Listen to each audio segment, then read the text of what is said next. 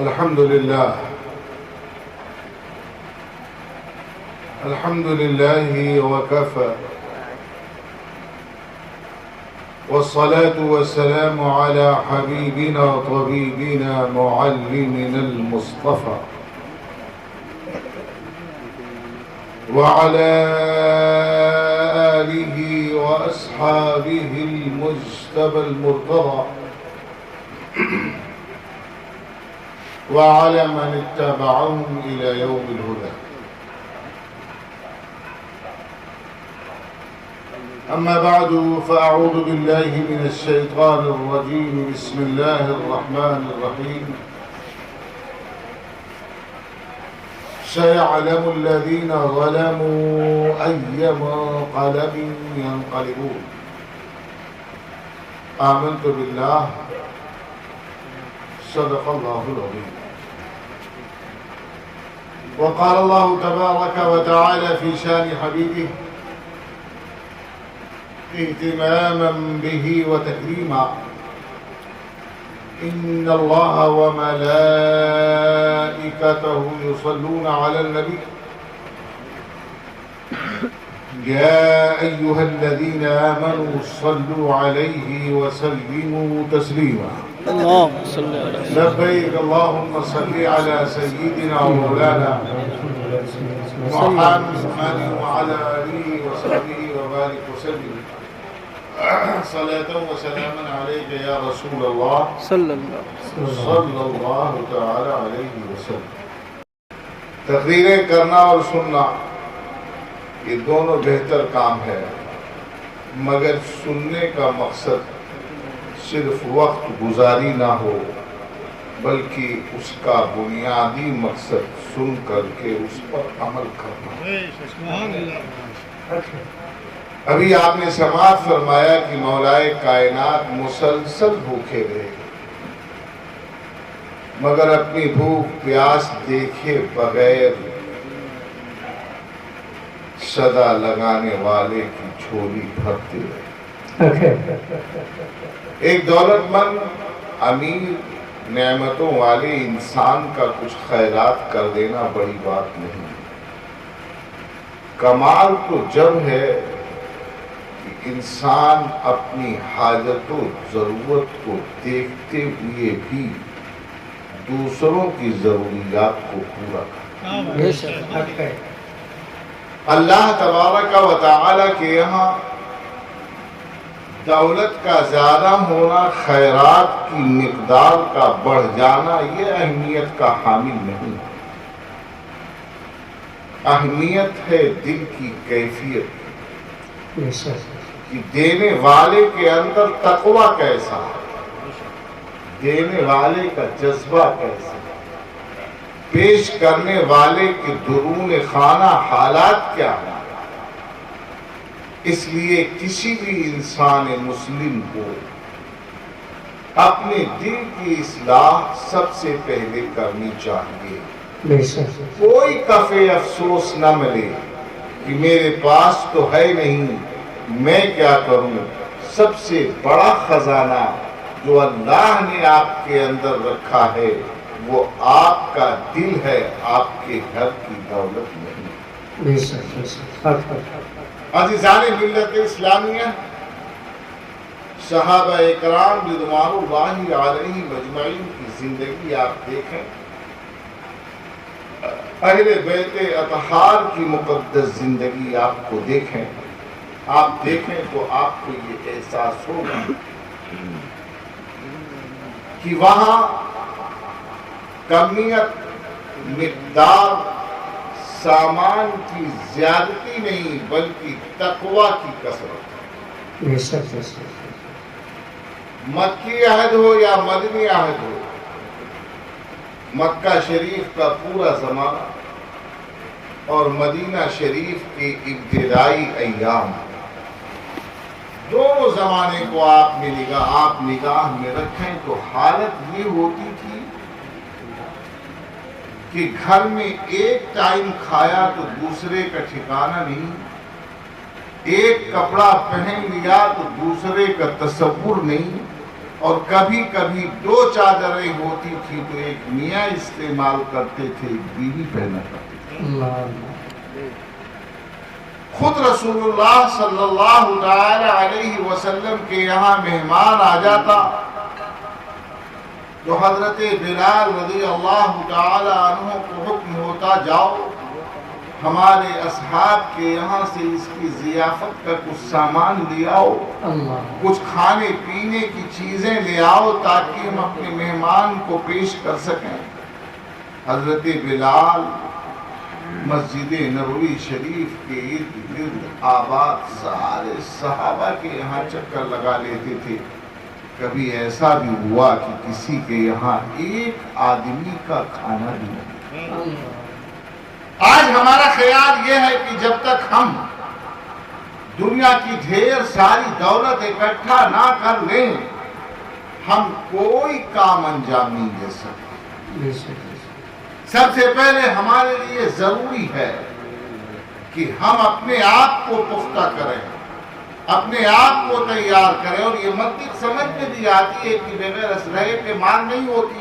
ہم کھائیں گے نہیں، ہم پیئیں گے نہیں، ہمارے پاس دولت نہیں ہوگی، ضرورت کا سامان نہیں ہوگا تو ہم کیسے مقابلہ کر سکتے ہیں؟ یہ مادیت کا تصور ہے جو آپ کے ذہن و فکر پر چھایا ہوا ہے۔ الاسلام بدع غریبا وسيعود كما بدع۔ اسلام غریبوں سے شروع ہوا ہے، میرے مصطفیٰ صلی اللہ علیہ وسلم نے فرمایا، اور ان قریب انہی میں لوٹ جائے گا، ان قریب انہی میں لوٹ جائے گا۔ اس کا مطلب یہ ہرگز نہیں ہوتا ہے کہ جو لوگ دولت والے ہوتے ہیں وہ دیندار نہیں ہوتے، نہیں، دولت ہو تو عثمان جیسی ہو۔ رسول کریم صلی اللہ تعالی علیہ وسلم نے مطالبہ فرمایا تھا کہ آؤ جنگ تبوک کے موقع پر مدد کرو، تو ایک بار مانگا تو عثمان نے 100 اونٹ مع ساز و سامان دے دیا، دوبارہ مانگا 100 اونٹ مع ساز و سامان دے دیا، تیسری بار مانگا 100 اونٹ مع ساز و سامان دے دیا۔ پھر فرمایا آقا نے تمام صحابہ کے جھرمٹ میں فرمایا، لا یضرک بعد اليوم عمل۔ اے عثمان جاؤ، اب تم نے اپنی دولت سے جنت خرید لیا ہے، آج کے بعد جو بھی کام تو کرے گا تجھے تیرا کوئی عمل نقصان نہ پہنچائے۔ بے شک، سبحان اللہ۔ عیب یہ نہیں ہے کہ ہمارے پاس دولت نہیں ہے، عیب یہاں ہے کہ ہمارے پاس تقوی ہے۔ حضرت امام حسن مجتبی رضی اللہ تعالی عنہ نے اپنی زندگی میں 3 بار، کتنی بار؟ 3، ایک بار 2 بار نہیں بلکہ 3 بار اپنی زندگی کی ساری کمائی خیرات کر دی۔ جو کچھ آپ کے پاس تھا، ایک حبہ، ایک دانہ، ایک کھجور، ایک درہم، ایک دینار، ایک پیسہ، ہماری زبان میں ایک کی چیہر میں نہیں چھوڑا۔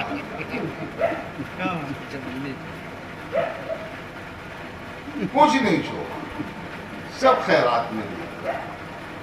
ہے کوئی؟ ہمارا تصور یہ ہے کہ ہم نے جو دولت کمائی ہے اگر ہم اسے لٹا دیں گے تو پھر ہمارے پاس کیا رہ جائے گا؟ ہمارے رسول صلی اللہ تعالی علیہ وسلم نے فرمایا، ہاں یہی حکم بھی ہے۔ ایک صحابی رسول ہے، دنیا سے رخصت ہو رہے ہیں، فرمایا یا رسول اللہ میرے پاس کوئی ہے نہیں، ایک بیٹی ہے، میں چاہتا ہوں کہ اپنا سارا مال اللہ کی راہ میں خیرات کر دوں۔ نبی اکرم صلی اللہ علیہ وسلم نے فرمایا نہیں، اپنے بعد اپنی اولاد کو آلہ اور بیکار نہ چھوڑو، یتکففون بعدک، تو تمہارے بعد ہاتھ پھیلا کر بھیک مانگے نہیں۔ فرمایا یا رسول اللہ آدھا دے دو۔ فرمایا نہیں، تم خیرات کرو، اس سے بہتر ہے اپنے بچوں کے لیے چھوڑ جاؤ۔ فرمایا یا رسول اللہ 1/3 دے دوں۔ آقا خاموش ہو گئے۔ ثلث، 1/3، 1/3 حصہ آپ نے اپنی زندگی کا انتقال کے وقت خیرات کر۔ تو ایک مرنے والے کو آخرت کا خوف ایسا سوار ہو جائے کہ اپنے بچوں کو بھول کر اپنی ساری زندگی کی کمائی خیرات کر جائے، اس وقت اللہ کے رسول صلی اللہ تعالی علیہ وسلم نے اجازت نہیں دیا۔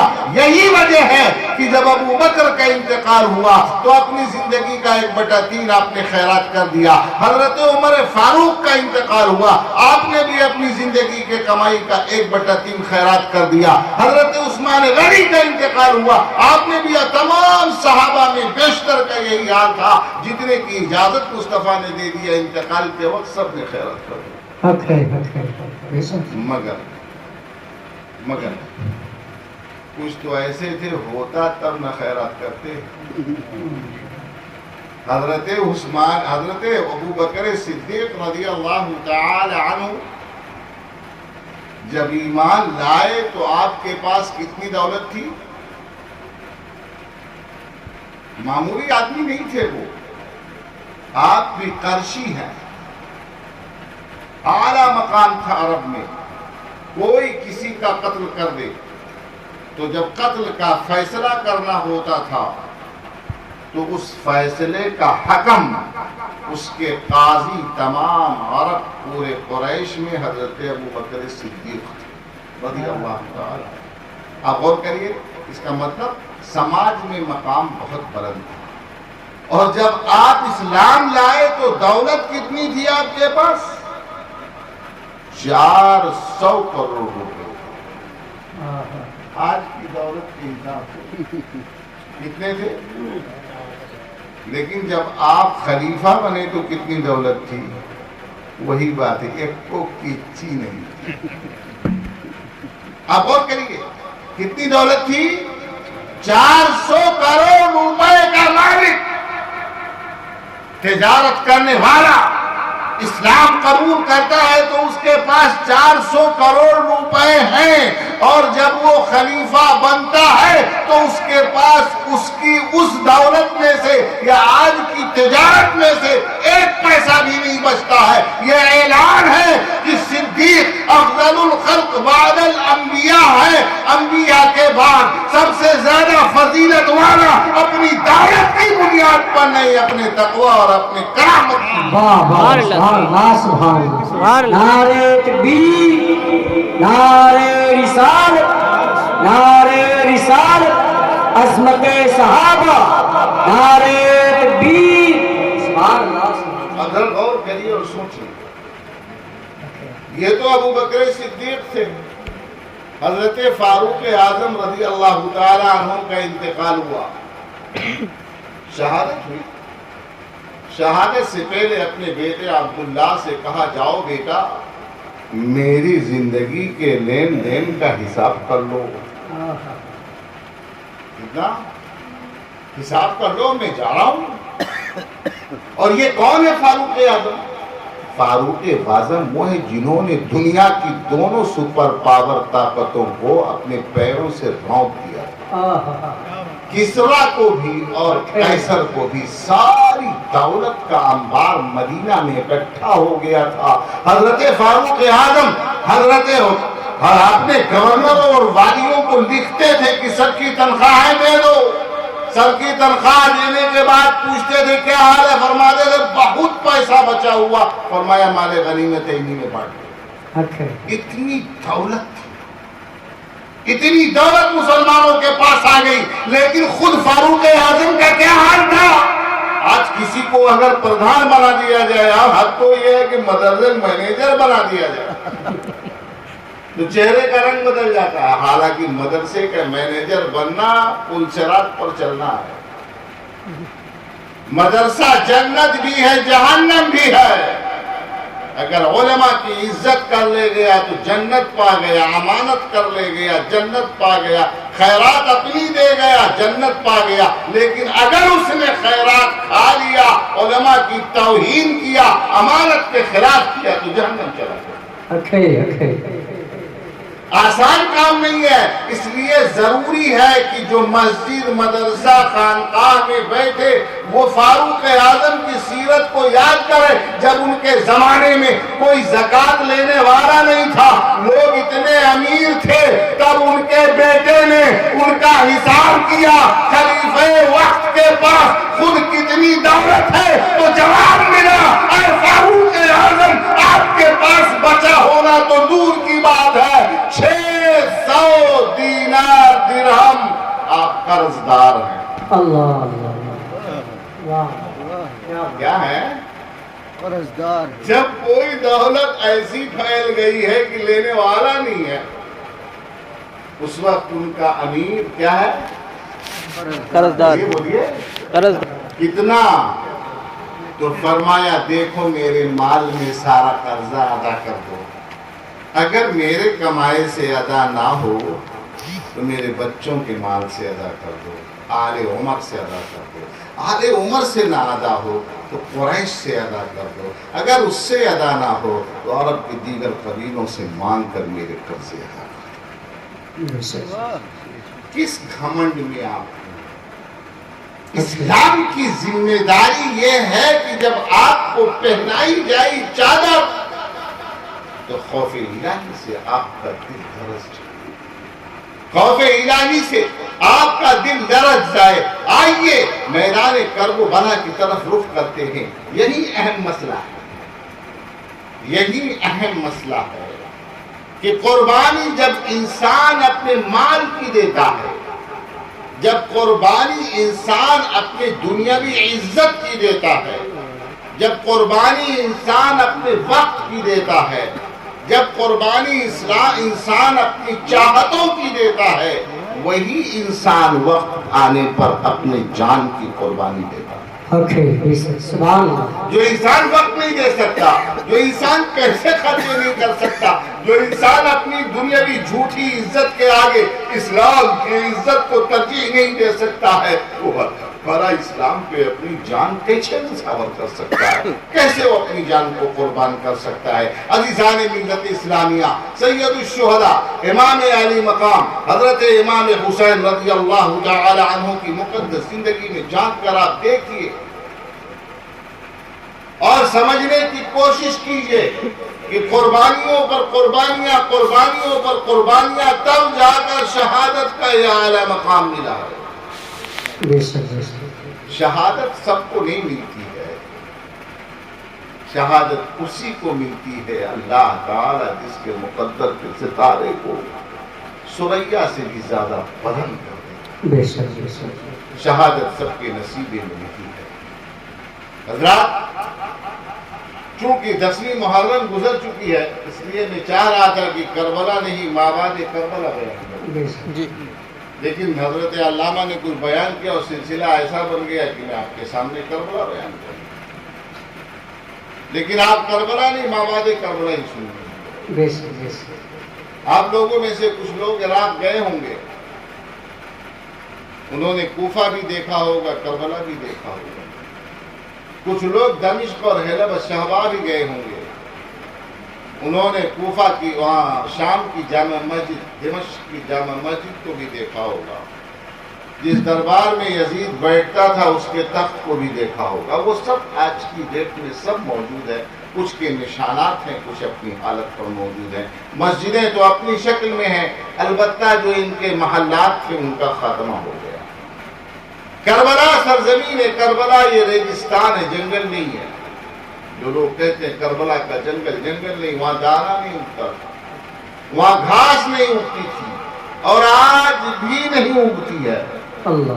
دنیا کا سب سے بڑا ریگستان صحرائے سماوا جو عراق سے لے کر یمن اور افریقہ تک پھیلا ہوا ہے، اس کا حصہ ہے کربلا۔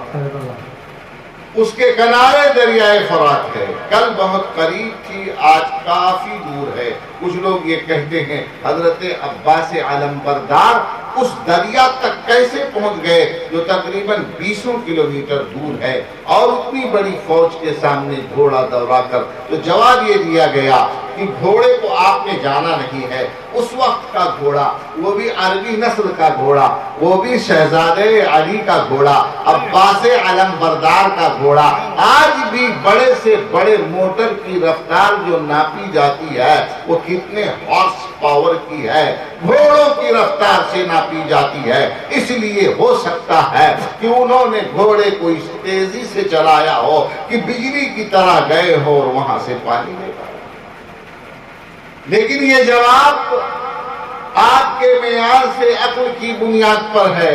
اللہ رب ذوالجلال اپنے بندوں کے لیے زمین کی دوریوں کو سمیٹ دیتا ہے۔ حضرت امام جلال الدین سیوطی علیہ رحمت و رضوان جو عرب کے اعلیٰ حضرت ہیں، 700 سے زائد کتابیں ان کی چھپ چکی ہیں، ان کے کتابوں کی جس نے فہرست تیار کیا وہ بھی ڈاکٹر ہو گیا ہے۔ وہ عظیم بزرگ 20 سال تک اپنے کمرے میں بند رہے۔ اللہ، کتنے سال تک؟ 20 سال 20 سال تک اپنے کمرے میں بند رہے۔ بڑے بڑے عمراء، کبراء، اثریاء، دولت مند، نواب، بادشاہ ملنا چاہتے تھے مگر آپ کسی سے ملا نہیں کرتے تھے۔ خادم باہر آتا اور جو تحفہ تحائف ہوتے قبول کر لیتا یا واپس کر دیا جاتا۔ آپ اپنے اسی دریائے نیل کے کنارے کمرے میں گھر میں تشریف فرما ہوتے، تصنیف و تالیف کا کام کرتے۔ علوم شرعیہ، فنون شرعیہ میں کون سا علم ہے جس میں آپ کی قیمتی کتاب نہ ہو؟ تمام علوم و فنون میں آپ نے کتابیں لکھی ہیں۔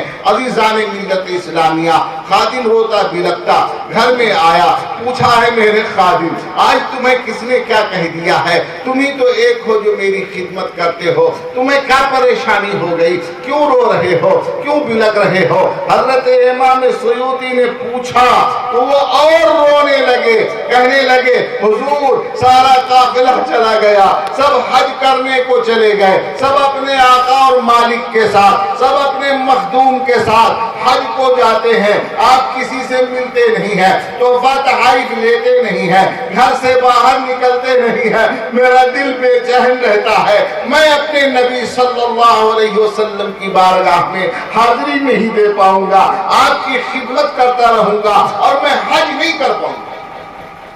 دکھتی بات ہے۔ تو امام سیوطی نے پوچھا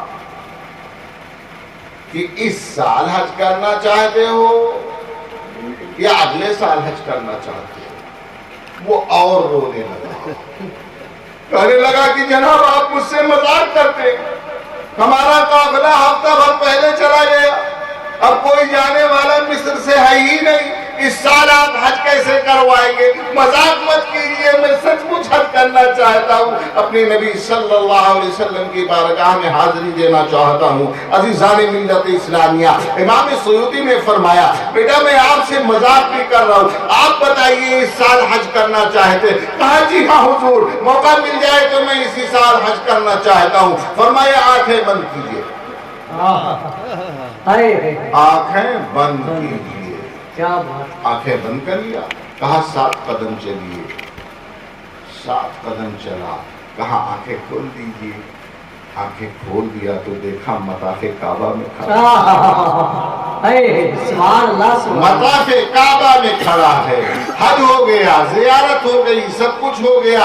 امام نے کہا اب تمہیں مدینہ شریف پسند آ گیا ہے تو تم یہیں رک جاؤ، اب میں جا رہا ہوں واپس قاہرہ، میں دریائے نیل کے کنارے بیٹھ کر اپنی تحریر کو مکمل کرنا چاہتا ہوں۔ کہا سرکار آپ کے صدقے میں حج ملا، آپ کے صدقے میں یہ دربار ملا، میں آپ کو چھوڑ نہیں سکتا ہوں، میں آپ کے ساتھ واپس جاؤں گا۔ فرمایا تو ٹھیک ہے، آنکھیں بند کرو، کیا بات، آنکھیں بند کرو۔ آنکھیں بند کیا، کہا 8 قدم چلو، 8 قدم چلے، کہا آنکھیں کھول دو، آنکھیں کھول دیا تو دیکھا کہ اسی کمرے میں موجود۔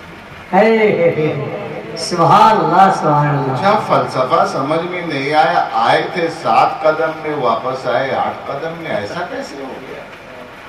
علامہ ابن عماد حنبلی رحمت اللہ تعالی علیہ اپنی تاریخ میں لکھتے ہیں کہ امام سیوطی نے جواب دیا یہ مکہ و مدینہ سینٹر ہے، مرکز ہے، ادھر آنے کے لیے کم محنت کرنی پڑتی ہے، پہاڑ پر آپ چڑھیے تو بڑی محنت لگتی ہے، لیکن اگر آپ کو چھت سے پہاڑ سے اترنا ہو تو بھاگتے بھاگتے بوڑھا بھی نیچے چلا آتا ہے۔ چونکہ ہم کو اپنے مرکز کی طرف جانا تھا، اس لیے ہم 60 قدم میں مکہ شریف پہنچ گئے، اور پھر ہمیں اس سینٹر سے الٹا آنا تھا، اس لیے ہمیں 8 قدم چلنا۔ بے شک، سبحان اللہ سبحان اللہ۔ یہ قاہرہ کا واقعہ ہے، آپ کے سمجھ میں آئے گا تو آئے گا، نہیں آئے گا تو اور قریب سن لیجئے۔ بدایوں شریف میں پیر مکہ رہتے ہیں، ان کا مزار ہے، وہ ابھی رہتے ہیں۔ حضرت علامہ فیصل بدایونی رحمۃ اللہ تعالی علیہ کی خانقاہ کے بغل میں۔ تو پوچھا میں نے، پیر مکہ کا کیا مطلب ہوتا ہے؟ یہ تو بدایوں کے مکہ کے کہاں سے ہو گئے؟ تو بتایا کہ یہ مجذوب بزرگ تھے، ایک لڑکے کو بہت پیار کرتے تھے، چھوٹا موٹا بچہ، روز وہ عصر مغرب یہاں اس وقت جاتا تھا، اسے کھلاتے تھے پلاتے تھے۔ ایک روز بچہ غائب ہو گیا، سارے لوگوں نے پورے شہر میں تلاشا، عصر میں دیکھا، مغرب میں دیکھا، عشاء میں دیکھا، کہیں وہ بچہ نہیں ملتا، رونا پیٹنا پڑ گیا۔ عشاء کے کچھ دیر بعد وہ اپنے گھر آ گیا، پوچھا کہاں گیا تھا؟ بولے کہیں نہیں، مکہ شریف گیا تھا۔ مکہ شریف گیا تھا؟ کیا کرنے مکہ؟ کیسے مکہ چلا گیا؟ کہا ہاں تمہیں پتا نہیں ہے، پیر مکہ صاحب کے ساتھ بیٹھا تھا، کھایا پیا، کہنے لگے میں نماز مکہ شریف میں پڑھوں گا، چلو گے؟ میں نے کہا ہاں۔ تو مجھے لے گئے تو زمزم میں پلایا اور نہلایا اور دھلایا اور گھمایا اور پھرایا، نماز پڑھایا، میں لوٹ کر آیا، کہا جھوٹا کہیں کا ماروں گا، صحیح بتاؤ۔ بولے میں صحیح بتا رہا ہوں۔ تو حاجی صاحب بلائے گئے، پوچھا ذرا بتاؤ مکہ میں یہ کہاں ہے، فلانواں کہاں، ڈھمکانواں، ایک ایک چیز پوچھنا شروع کیا، کس طرف حجر اسود ہے، کس طرف حطیم ہے، کس طرف یہ مقام ابراہیم ہے، کہاں چاہے زمزم ہے، ایک ایک چیز کرنٹ میں کیا ہے وہ بچہ بتاتے گیا۔ سارے لوگوں نے گھیر لیا کہ عصر مغرب عشاء میں پیر مکہ دکھائی نہیں دیتے، روز مکہ جاتے ہیں، عصر مغرب عشاء حرم میں پڑھ کر آتے ہیں۔ نعرہ تکبیر، پڑھ کر نعرہ رسالت، نعرہ رسالت۔ یہ فلسفہ طی الارض ہے، 3 سیکنڈ میں، 3 منٹ میں، 3.5 منٹ میں پہلے درجے کا جو ولی ہوتا ہے اس پوری دنیا کا چکر لگا دے۔ پہلے درجے کا جو ولی ہوتا ہے، اسی لیے غوث اعظم رضی اللہ تعالی عنہ نے فرمایا میں اس پوری دنیا کو ایسے ہی دیکھ رہا ہوں جیسے میرے ہتھیلی پر رائی کا دانہ۔ پوری دنیا کی دوری سمیٹ دی جاتی ہے۔ مجھے کہنے دیا جائے اگر پیر مکہ کے لیے بدایون شریف سے مکہ تک کی دوری سمیٹ دی گئی تھی، اگر امام سیوطی کے لیے قاہرہ سے لے کر مکہ تک کی دوری سمیٹ دی گئی تھی، تو پیاسی زینب، پیاسے اصغر، حضرت امام عالی مقام کے بھائی عباس علم بردار کے لیے اس فرات اور کربلا کے درمیان زمین سمیٹ دینا کوئی تعجب کی بات نہیں۔ اگر وہ بلاتے تو دریائے فرات چل کر آتا، بے شک بے شک، مگر دریا کا بلاوا نہیں تھا، کوثر کا بلاوا تھا، ساتھ یہ کوثر کا بلاوا تھا۔ ساری دنیا، سارا جہان، سارے صحابہ، سارے اہل ایمان یہ جانتے تھے کہ سید الشہداء امام عالی مقام کی پرورش ہی اسی لیے ہو رہی ہے کہ ایک دن میدان کربلا میں ان کی شہادت ہوگی۔ اللہ اللہ۔ قصر عموی میں بیٹھا یزید یہ تصور کرتا تھا کہ امام حسین کی شہادت کے بعد اسلام کا یہ بڑھتا ہوا سیلاب روک دیا جائے گا، اسلام کے انصاف کی قوت کو کمزور کر دیا جائے گا، اسلام کے نظام کی طاقت کو ڈائنامائٹ کر دیا جائے گا۔ اللہ کو یہ دکھانا منظور تھا کہ رب ذوالجلال اس دین کے اماموں کی، علماء کی، مسلمانوں کی شہادت سے دین کو کمزور ہونے نہیں دیتا، بلکہ اس کی بنیاد میں یہ لہو ڈال کر قیامت تک کے لیے اسے سیسہ پلائی دیوار بنا دے۔ سبحان اللہ سبحان اللہ۔ اس کا تصور یہ تھا کہ امام حسین شہید ہو جائیں گے تو ہمیں آزادی مل جائے گی، انہیں یہ معلوم نہیں تھا قتل حسین اصل میں مرگ یزید ہے۔ اسلام زندہ ہوتا ہے ہر کربلا کے بعد۔ آج کوفہ جا کر دیکھیے جہاں ابن زیاد بیٹھتا تھا، عبید اللہ بن زیاد، ابن زیاد، اس کا باپ جو زیاد ہے اس کا نام کیا تھا؟ زیاد بن ابی، اس کے باپ کا پتہ نہیں، اس کے والد عبید اللہ، اس کا باپ زیاد، زیاد کا باپ، اس کو آگے ملے گا ابن ابی، اپنے ابا کا باپ، اپنے ابا کا بیٹا۔ کون ہے ابا؟ میں بیان نہیں کرنا چاہتا ہوں، وہ تاریخ میں موجود۔ عبید اللہ بن زیاد جس محل میں بیٹھتا تھا، جو گورنر ہاؤس تھا، جو دار الولایہ تھا، جو دار الامارہ تھا، آج بھی کوفہ کی جامع مسجد کے پس پشت قبلہ کی جانب اس کی بنیادیں، اس کے کھنڈرات موجود ہیں، اور اسی کے سامنے جہاں سید الشہداء امام حسین، جہاں امام حسن، جہاں حضرت زینب، جہاں خاتون جنت، جہاں مولائے کائنات نے اپنا بسیرا بنایا تھا، اپنا گھر بنایا تھا، وہ خیمہ کی جگہ بھی آج موجود ہے۔ آپ جا کر دیکھیے وہ خیمہ کی جگہ کو چومنے والے ہزاروں ہزار لوگ آنکھوں سے آنسو بہاتے ہیں، خاتون جنت اور سید الشہداء کو یاد کرتے ہیں، اور سامنے جو دار الامارہ ہے، دار الخلافہ ہے، اگر ضرورت ہوتی ہے تو وہاں استنجا پخا۔ اس نے اپنے دولت کے زعم میں یہ سمجھا تھا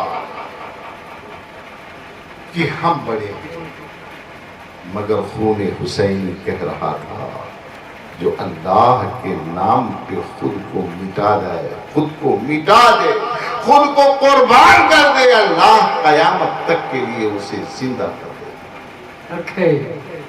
سَيَعْلَمُ الَّذِينَ ظَلَمُوا أَيَّ مُنْقَلَبٍ يَنْقَلِبُونَ۔ اب انقلاب شروع ہوتا ہے، اب تبدیلیاں شروع ہوتی ہیں۔ آئیے ذرا دیکھیے، ہمارے سامنے ایک خواتین امت بھی بیٹھی ہیں، آئیے، یہ کہتی ہیں ہم کنیز فاطمہ ہیں، یہ کہتی ہیں ہم کنیز زہرا ہیں، یہ کہتی ہیں ہم کنیز زینب ہیں، یہ کہتی ہیں ہم سکینہ ہیں، یہ کہتی ہیں ہم شہربانوں کی ماننے والی ہیں۔ آئیے ذرا، جب دمشق کے بازار میں اس قافلے کو جو حسینی قافلہ تھا، شہداء کے سر، اہل بیت اطہار کے سر نیزوں پر اٹھائے گئے تھے، اور اہل بیت اطہار کی عورتیں، پاکیزہ مورتیں ننگے سر لے جائی جا رہی تھی، کعبہ تقدس و تطہیر کے سروں سے چادریں کھینچ لی گئی تھی، جن کے قدموں کے نشان کو سورج کی کرنیں چومنے کے لیے بھی ترس جاتی تھی۔ آج ان مقدس ہتھیوں کو ننگے سر بازار میں گھمایا جا رہا تھا، جس نبی محتشم صلی اللہ تعالی علیہ وسلم نے دنیا کی تمام عورتوں کو عزت کی چادریں مرحمت فرمایا تھا۔ اسلام کا کلمہ پڑھنے والے ظالموں نے آج انہی کے حرم سے عزت کی چادر اور ناموس کی چادر کو کھینچ لیا تھا، بے نقاب کر دیا۔ آج حرم پاک مصطفیٰ صلی اللہ علیہ وسلم کی ایک ایک تصویریں، ایک ایک تصویر دمشق کے بازار سے گزر رہی تھی۔ ایک صحابی رسول تاجر کی حیثیت سے آئے تھے، انہوں نے دیکھا بھیڑ ہے، شور ہے، غلغلہ ہے، کچھ ہنس رہے ہیں تو کچھ رو رہے ہیں۔ قریب آئے، پہچان گئے، وہ جسے میرے مصطفیٰ چوما کرتے تھے، وہ جسے رسولوں کے امام سوکھا کرتے تھے، جنہیں اپنے کاندھوں پر سوار کر کے کہلا کرتے تھے، وہ مقدس نبی جو اپنے نواسے کو کاندھے پر بٹھا کر مسجد نبوی میں لا کر ان کی سرداری کا اعلان کرتے تھے۔ آج انہی کا سر نیزے پر رکھ کر پوچھو بازار دمشق میں گھمایا جا رہا ہے. اللہ تن بدن میں آگ لگ گئی, بے چین ہو گئے, خون کے آنسو بہنے لگے, سر نیچے کیا اور زینب کی بارگاہ میں حاضر ہو گئے. اجازت دیجیے میں تلوار لوں اور اس کا سر قلم کر دوں. یہ ظالم ہمارے نبی کے نوازے کو شہید کر کے اس طرح رسوا کرتا ہے. مجھے زندگی پیاری نہیں ہے, ان کے قدموں میں اپنا گردن رکھ دینا, اپنی گردن رکھ دینا مجھے پسند ہے, اس طرح گوارا نہیں ہے. اوکے اے میری ماؤ بہنوں, غرب کے کلچر, مغرب کی تہذیب, دنیا کے دور حاضر کے اس ماحول سے اپنے آپ کو نکالیے. آئیے ذرا دیکھیے, جب بدلہ لینے کا بہترین موقع تھا, خون کے بدلے خون اسلام نے اجازت دیا تھا, تب علی کی بیٹی فاطمہ کی تصویر نے شرم و حیا میں ڈوب کر اس صحابی سے کہا, آج لڑنے کا وقت نہیں ہے, یہ ظالم پیسوں کے لیے جیتے اور مرتے ہیں. اللہ اگر آپ کے پاس کچھ پیسے ہوں, آپ کے پاس کچھ پیسے درہم و دینار پڑے ہو, تو سر حسینی کو لے جانے والے ظالم کے جیب میں ڈال کر کہہ دیجئے تیزی سے لے جائے وہ آگے اس مقدس سر کو بھائی جان کو, تاکہ لوگوں کی نگاہیں اس سر پر ہو. حرم مصطفیٰ کی جلدی پھرتی تصویروں پر ان کی نگاہ نہ پڑنے. آپ ذرا غور کیجئے, جب درد و الم سے دل ڈوب رہا تھا, جب رنگ جو ہم سے پاؤں بوجھل ہو گئے تھے, جب شتائی تو محن سے سب کچھ لٹ چکا تھا, ذہن و فکر معروف ہو چکے تھے, اگر کچھ یاد تھا تو فاطمہ کی چادر یاد تھی. اللہ انہیں یاد تھا کہ بابا جان سے ایک روز ہمارے آقا و مولا نانا جان صلی اللہ علیہ وسلم نے صحابہ کے جھرمٹ میں پوچھا تھا, اے لوگوں بتاؤ اس دنیا میں ایک عورت کے لیے سب سے بڑی نیکی کیا ہے؟ صحابہ کرام حیران رہ گئے, کسی نے جواب نہیں دیا. قرآن پڑھنا سب سے بڑی نیکی, نماز پڑھنا سب سے بڑی نیکی, جان کا قربان کر دینا سب سے بڑی نیکی, گھر کے سامان کو خیرات کر دینا سب سے بڑی نیکی, بھوکے کو کھانا کھلانا سب سے بڑی نیکی, پیاسے کو پانی پلانا سب سے بڑی نیکی. سب سے بڑی نیکی ایک عورت کے لیے کیا ہو سکتی ہے؟ سب کے سب خاموش رہے, کسی نے جواب نہیں دیا. مولائے کائنات تیزی سے بھاگتے ہوئے اپنے گھر آئے. دور تو تھا ہی نہیں, مسجد اور دروازہ ایک تھا. اپنے گھر میں آئے, مگر پیشانی پر سلوٹیں تھی, چہرے پر بند تھا. ایک بیوی کی یہ ذمہ داری ہے کہ جب اس کا شوہر اس کے گھر آئے تو اپنے درد بیان کرنے سے پہلے اس کے چہرے کو پڑھ لے, اس کی حرکتوں کو دیکھ لے. اگر وہ نارمل لگتا ہے تو اپنی ضرورت بیان کرے, اگر پریشان لگتا ہے تو اس کے درد کا سامان بن جائے, اس کے سکون و راحت کے مرہم بن جائے. سب سے پہلے سیدہ نے پوچھا, کیا بات ہے میرے سرتاج؟ آپ کے سر پر سلوٹیں ہیں, پیشانی پر بن ہے, چہرہ تشویش ناک لگتا ہے, آپ تو نماز کے لیے گئے تھے, اتنے پریشان کیوں دکھ رہے ہیں؟ فرمایا کوئی غم کی بات نہیں, کوئی رنج کی بات نہیں, کوئی الم کی بات نہیں, کوئی دشواری اور پریشانی نہیں ہے, بس ایک سوال ہے. شہر علم سے اپنے باب علم سے پوچھا ہے, بتا دیجئے, مگر اس کا جواب مجھے نہیں آتا. یقین ہے حل ہی بضعۃ منی, یہ فاطمہ کوئی اور نہیں, میرے جسم का मेरे जिगर का टुकड़ा है। आए रखे ये मुस्तफा सल्लल्लाहु अलैहि वसल्लम ने फरमाया, कोई नहीं जानता ना जाने मगर आप जानती होंगी। मेरा एक सवाल है, उसका जवाब दीजिए। रसूलुल्लाह सल्लल्लाहु अलैहि वसल्लम ने पूछा है, फरमाया मेरे सरताज हुक्म कीजिए, सवाल क्या है? पहले बैठ तो जाइए। मौलाए कायनात ने फरमाया कि जरा बताइए, एक औरत के लिए इस दुनिया में सबसे बड़ी नेकी क्या है, सबसे बड़ी खूबी क्या है? तो जवाब दिया, अल्लाह यराहा रिजाल, अल्लाह यराहा रिजाल। दूसरी नमाज में मौलाए कायनात आ गए, चेहरे से मुसर्रत झलक रही थी, शादमानी का एहसास हो रहा था। सहाबा की झुरमुट में आका सल्लल्लाहु अलैहि वसल्लम खड़े हैं। आपने इरशाद फरमाया, मैंने आप सबसे पूछा था, एक औरत के लिए इस दुनिया में सबसे बड़ी नेकी का काम क्या हो सकता है? क्या घर लुटा देना, औलाद लुटा देना, क्या अपने समरे जायदाद को पेश कर देना, क्या सालों साल रोजा रखना, क्या शबो रोज इबादत करना, क्या सजदे में पड़े रहना? एक औरत के लिए सबसे बड़ा सवाब का काम नेकी क्या है?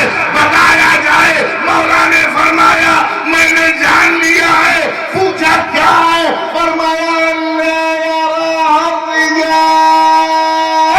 सबसे बड़ी नेकी औरत के लिए यह है कि किसी नामहरम की निगाह उस पर न पड़े। वो पर्दा करे, वो पर्दा करे। अजीजान मिल्लत इस्लामिया, क्या आपने सुना नहीं कि सईदा ने वसीयत किया था कि मुझे दिन में न दफन किया जाए। खातून जन्नत ने वसीयत फरमाई थी कि मुझे दिन में ना दफन किया जाए। खातून जन्नत ने वसीयत फरमाई थी, मुझे कोई दूसरी औरत भी ना नहलाए, मुझे मेरे शौहर वाली नहलाएं, वही कफन करे और रात को मेरा जनाजा उठाया जाए। अल्लाह जरा गौर करिए, आप एक औरत के लिए इस्लाम ने पाबंदियां आयद की हैं, यूं ही नहीं आयद की है। और समाज की सारी बुराइयों की बुनियाद यही है कि हमने इस्लामी पर्दा को छोड़ दिया है। पर्दा सिर्फ चेहरे पर नकाब डालने का नाम नहीं है, औरत की आवाज भी पर्दा है, औरत को सुनना भी गुनाह है और औरत को सुनाना भी गुनाह है। जी बेशक। तो अब ये जो डिब्बा आपके पास है, डिब्बा शैतानी खेल का सबसे बड़ा जरिया, जो दूध पीते बच्चे से लेकर कब्र में जाते बूढ़े तक के गले में लटका हुआ है। इसके जरिए भी सुनना सुनाना हराम है, देखना दिखाना हराम है। वो कयामत की घड़ी हजरत ज़ैनब के दो बेटे औनो मोहम्मद शहीद कर दिए गए, उनकी खोपड़ियां उनके सर नेज़ों पर। अजीज भाई सैयदुल शुहदा इमाम हुसैन नेज़ों पर, अली अकबर नेज़े पर, अब्बास अलमबरदार नेज़े पर, कासिम नेज़े पर, पूरा घर सारे मर्द सब नेज़े पर। अजीज भतीजा इमाम ज़ैनुल आबा, पैरों में जंजीरें, हाथों में जंजीरें, हथकड़ियों और बेड़ियों में जकड़ा हुआ, मगर न मशकें ढीली करने के लिए कहा, न जंजीरें खोलने के लिए कहा। अगर देना है तो चंद टके इन कुत्तों को पकड़ा दो ताकि लोगों की निगाह हरम मुस्तफा सल्लल्लाहु अलैहि वसल्लम पर पड़ने ना पाए। अली की बेटी है, फातिमा की वारिस है। जब वही यजीद के दरबार में खड़ी होती है तो ऐसी तकरीर फरमाती है कि पूरा दरबार हिल जाता है। हाँ, उसने समझा था करबला में हुसैन शहीद हो जाएंगे तो अली की आवाज बंद हो जाएगी, उसे ये मालूम नहीं था। हाँ, علی کے بیٹے کی بات نہ کرنا. اگر خاتون جنت کی شہزادی بھی دربار اموی میں آ جائے تو انقلاب برپا کر دو. سبحان اللہ. یزید کو ابن مرجانہ کہہ کر کے مخاطب کیا تھا. اے ابن مرجانہ، تجھے شرم نہیں آتی؟ تیری کنیزیں اور بادیاں، تیرے گھر کی لونڈیاں پردے میں رہیں. اور یہ نبی رحمت صلی اللہ علیہ وسلم کے گھر کی عورتیں دربار میں بے پرد کھڑی ہوئی. تو مسند پر بیٹھا ہو اور انبیاء کے سرتاج کا اکلوتا نواسا زنجیروں میں جکڑا ہو. روایتوں میں آتا ہے یہ ایسا محسوس ہوتا تھا سبحان اللہ کہ حضرت علی کرم اللہ وجہہ الکریم کھڑے ہو کر خطاب فرما. دہشت پھیل گئی، لوگوں میں تھرتھراہٹ آ گئی. خوف کے مارے یزید نے کہا کہ فوراً ان حضرات کو چادریں دی جائیں، پردے کا اہتمام کیا جائے. کس ظالم نے ان کو اس طرح رسوا کیا؟ اس لیے کہ اس نے سمجھا تھا اب کام تمام ہو گیا. سیاست کا جو طریقہ ہے، پہلے لڑاتے ہیں پھر مرہم لگاتے ہیں. دونوں پارٹی کے مریضوں کے یہاں اسپتال میں جاتے ہیں، گھر بھی آتے ہیں اور حقیقت میں وہی لڑاتے ہیں. اب انہوں نے سمجھا کہ معاملہ ختم ہو گیا، معاملہ ختم. اتنے میں اذان کی آواز آئی. اذان کی آواز آتے ہی سب خاموش ہو گیا. نبی رحمت صلی اللہ علیہ وسلم کا نام نامی اس میں گرامی ہے. اشہد ان محمد رسول اللہ صلی اللہ تعالی علیہ وسلم. یہ آواز آنی تھی کہ حضرت امام زین العابدین سے برداشت نہ ہوا اور پلٹ کرا اپنے مخاطب کیا. بتا یہ آواز تیرے نانا کی ہے یا میرے نانا کی؟ یہ نام تیرے دادا کا ہے یا میرے دادا کا ہے؟ تو نے سمجھا ہے بابا کی شہادت سے میرے گھر کا نام ختم ہو جائے گا؟ اے ظالم، قیامت تک یہ نام زندہ رہے گا. جب تک اسلام ہے بابا کا، دادا کا، نانا کا نام زندہ رہے گا. تو جھوٹی حکومت کی رعومت میں مت پڑ. ایک ایک گھڑی، ایک ایک لحظہ روکا ہے، ہتھوڑے برسائے ہیں، جواب دیا ہے. حق الحق یعلو ولا یعلی علیہ. حق خود سر بلند ہوتا ہے، اس پر کوئی چیز بلند نہیں ہوتی. آخرکار یہ طے پایا کہ جو ہونا تھا سو ہو گیا. اب آپ حضرات کو مدینہ واپس بھیج دیا جائے. تو شرائط رکھی گئی، تفصیل بیان کرنے کا وقت نہیں ہے. ان میں ایک شرط امام زین العابدین رضی اللہ تعالی عنہ نے یہ رکھی کہ آپ مجھے اجازت دیں کہ جو یہ جمعہ کا دن ہے اس میں خطبہ میں دوں گا. سبحان اللہ. سے لوگوں سے مشورہ کیا، بولے 17-18 سال کا بچہ کیا خطبہ دے گا، کیا تقریر کرے گا؟ وہ بھی تھکا ہارا، لوٹا پیٹا، بھائی بہن باپ سب کو پریشان حال ہے. کوئی شہید ہو گیا، کوئی زخمی ہے، کوئی کچھ حالت میں. اس کی نفسیات ہی ٹوٹ چکی ہے. اس کی ہمت کیسے ہوگی جس کے باپ کو، بھائی کو، بھتیجے کو، سب کو سامنے شہید کیا گیا، بھانجے کو سب مارے گئے. کیسے کیا ہمت کرے گا؟ اجازت دے دی جائے، اجازت دے دی جائے. چنانچہ امام زین العابدین جمعہ کے روز خطبہ میں کھڑے ہو گئے. نادانوں کو یہ نہیں معلوم تھا کہ علی کا شعر ہے. یہ خیبر شکن کا پروردہ ہے، یہ نبی رحمت صلی اللہ علیہ وسلم کا فیض یافتہ ہے۔ انہیں یہ معلوم نہیں تھا یہ خون حسینی ہے، جہاں جہاں جائے گا انقلاب برپا کرتا جائے گا۔ کھڑے ہو گئے، آپ نے خطبہ شروع کیا، جو مجھے پہچانتا ہے وہ پہچان لے، جو نہیں پہچانتا ہے، جو نہیں جانتا ہے وہ مجھے جان لے۔ انا علی ابن الحسین ابن علی، میں علی کے بیٹے حسین کا بیٹا ہوں۔ کیا تم نے میرے نانا کی حدیث سنی ہے؟ کیا خیبر شکن کا خطبہ سنا ہے؟ کیا میرے بابا جان کی سیادت و امامت کی روایت تم تک پہنچی ہے؟ میرے بابا نے کسی کو قتل نہیں کیا تھا جو انہیں مار دیا گیا۔ سارا مجمع، پوری مسجد تھاڑے مار مار کر رونے لگی، چیخیں نکلنے لگی۔ ظالم یزید کے جسم پر راشا آ گیا، تھرتھراہٹ، پوچھنے لگا عوان و انصار سے اب کیا جائے، کہیں ایسا نہ ہو کہ لوگ اسی مسجد میں ہمارا گلا دبا دیں۔